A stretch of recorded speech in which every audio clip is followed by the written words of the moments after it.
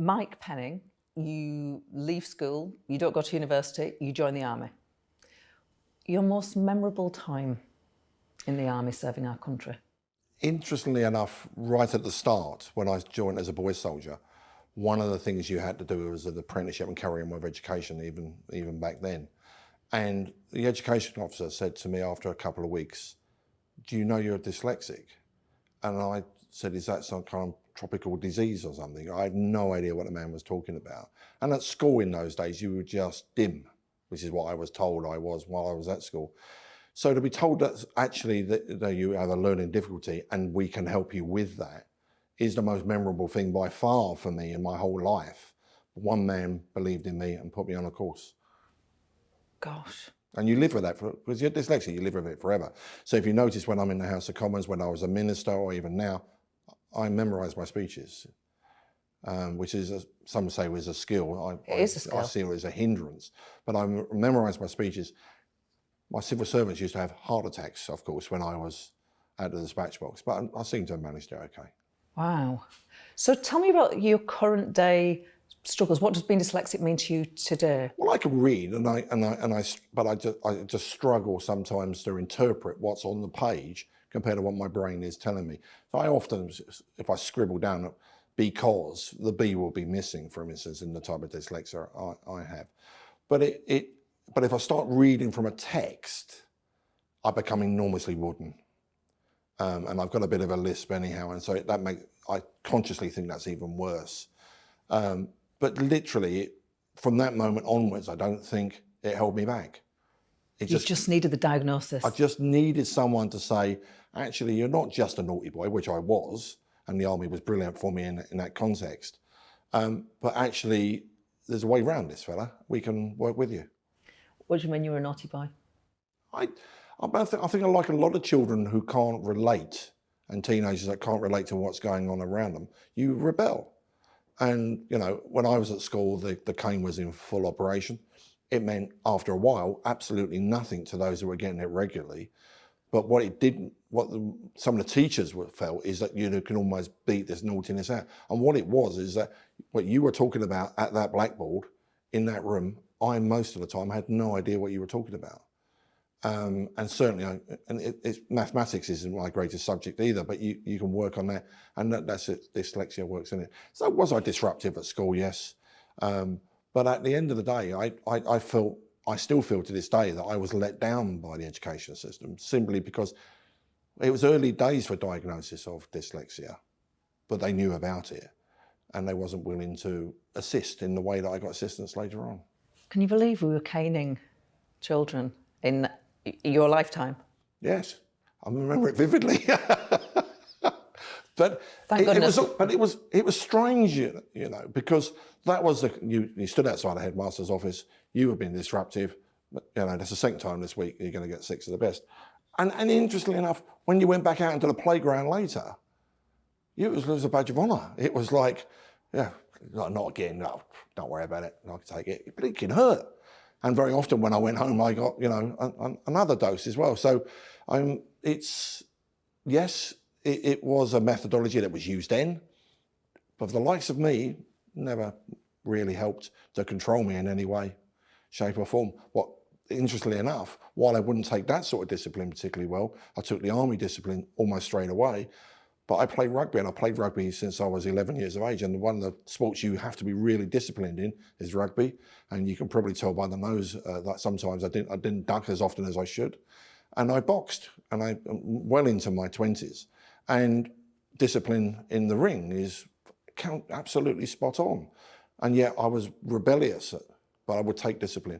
And to this day, I know kids in my own patch, in my own constituency, that are really struggling at school, been expelled, been excluded from school. But on a Sunday morning, they're there with the other 300 kids at the rugby club, taking absolute discipline from someone they respect and doing something they want to do, because they probably understand that. I understand that feeling. So you serve our country, you leave the army, and then you become a firefighter. That is 2 very, very noble jobs. How hard has it been? Well, I'm no hero. Don't get me wrong. I joined the army at 16. I didn't make corporal. I made acting corporal a couple of times, and and didn't succeed in going any further than that. And I served in Northern Ireland, but so did thousands of our colleagues. And I came out of the army because I met a young lady, and I thought, right, this is not going to work while I'm in the army. So I applied to leave. I'd done enough service to get out in those days. And a couple of weeks after I came home, I was dumped.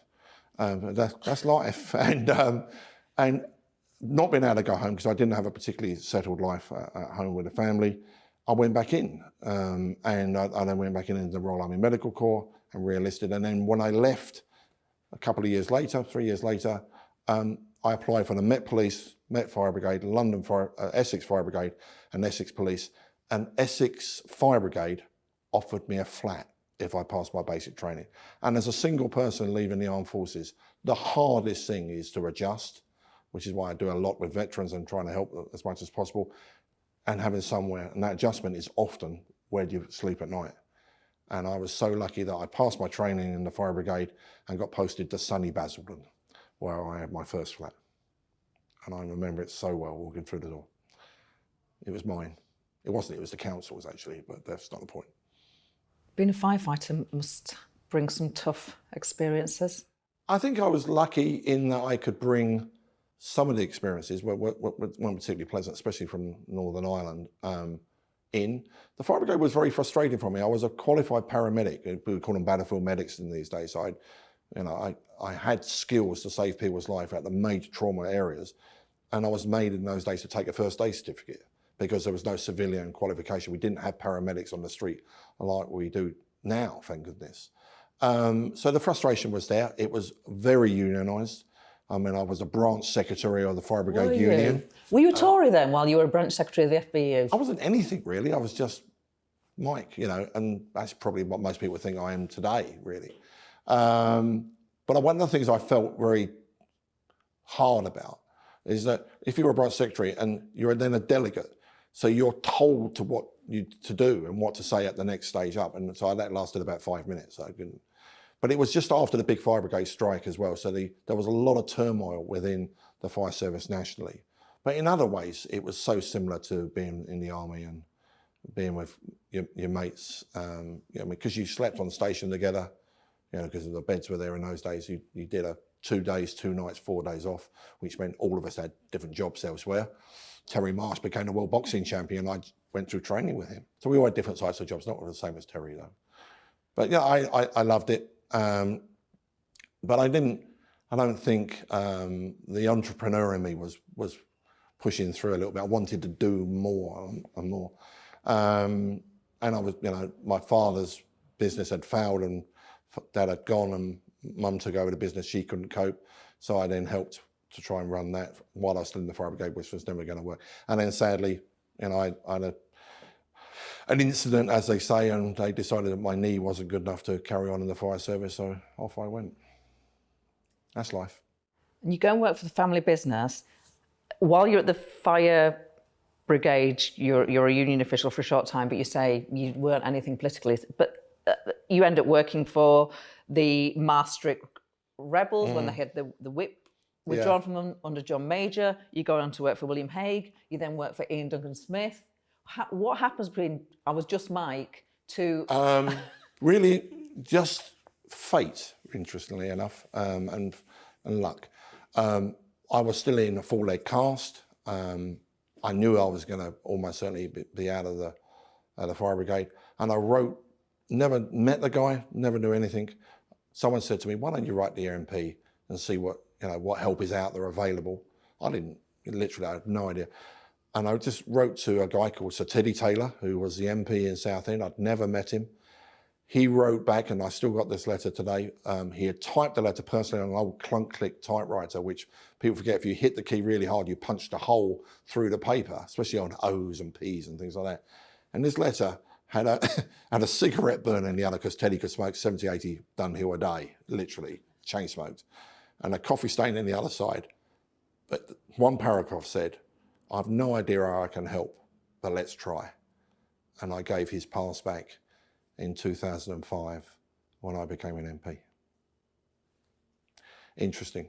He then introduced me to a guy called Henry McCrory, who was then the political editor at the Express. I didn't know at the time, I'd never even thought about it, but I was writing copy for people in their name. So Teddy, I would send press releases out. And then Henry was turning around and saying, well, I'll pay you for that copy.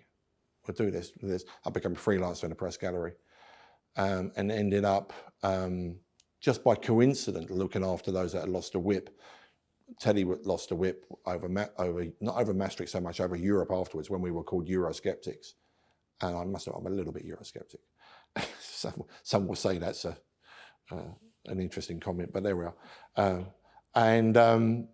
He then introduced me to people like Teresa Gorman and Tony Marlowe and Nick Budgeon, Sir Richard Boddy, John Wilkinson, and Richard Shepherd, who we lost. And without any choice, Mike, will you handle all the media and all the coverage?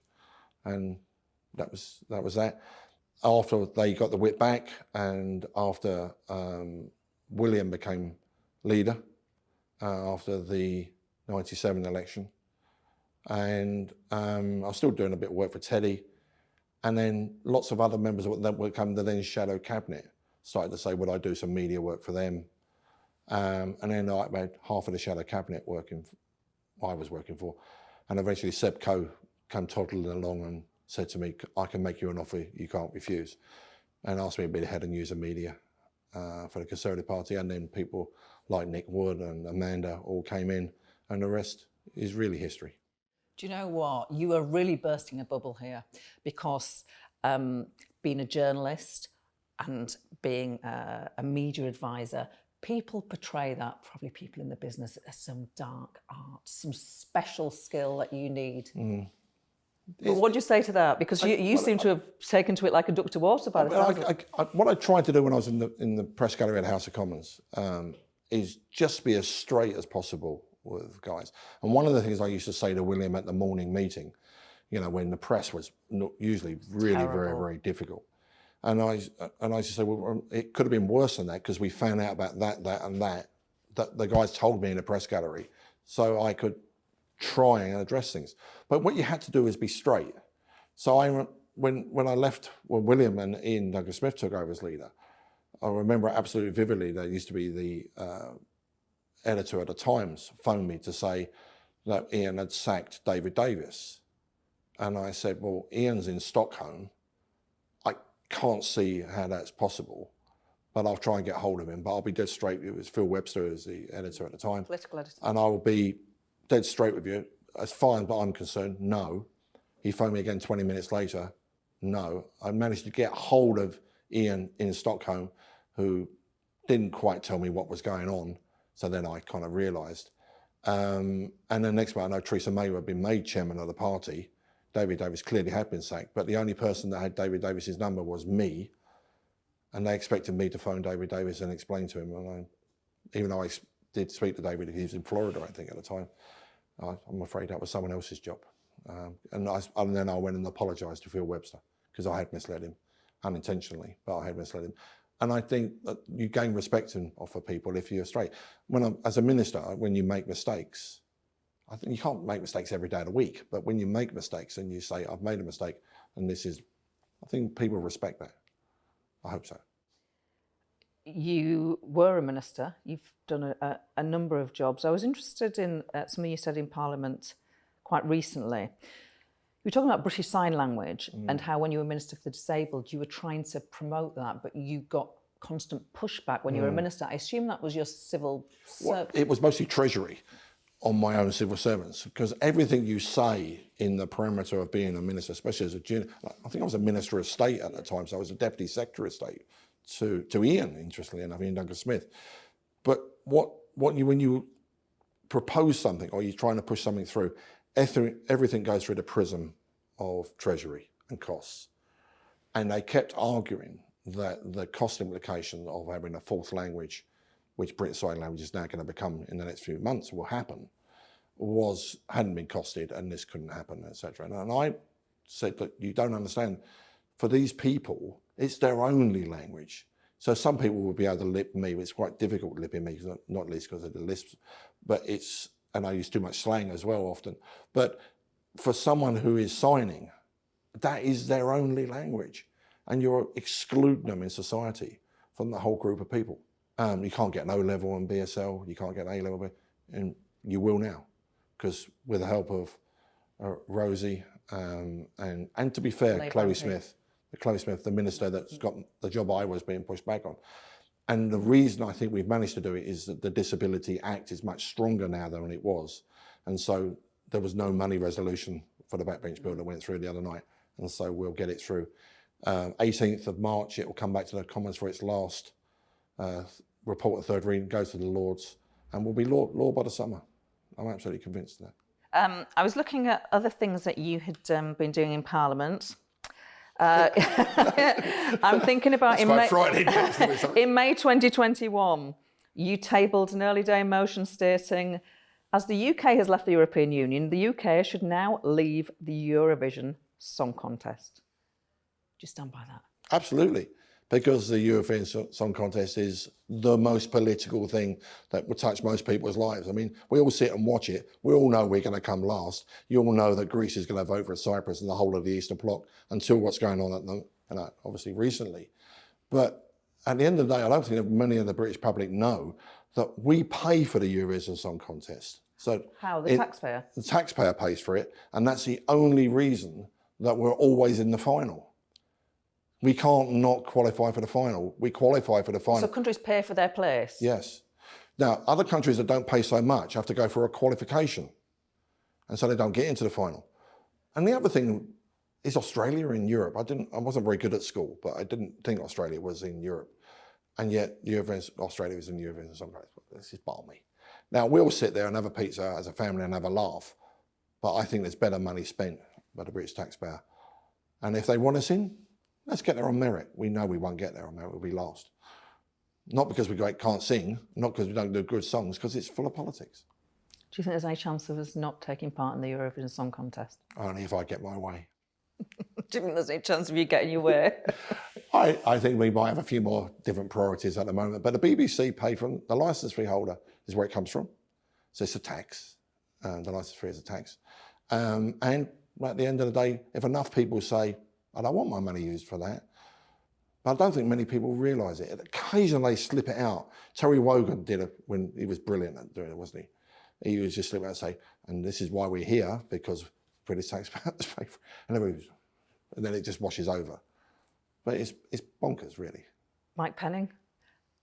What can you I say? really wanted to interview you, and because I thought it would be entertaining. It's been more entertaining and more interesting than I imagined. So, well, you need to come to Twickenham with me in the next couple of weeks, where I'm playing in a charity rugby match, full contact rugby. I'm 65 this year. My wife thinks I'm bonkers as well, but don't worry. Mike Penning, thank you. You're welcome.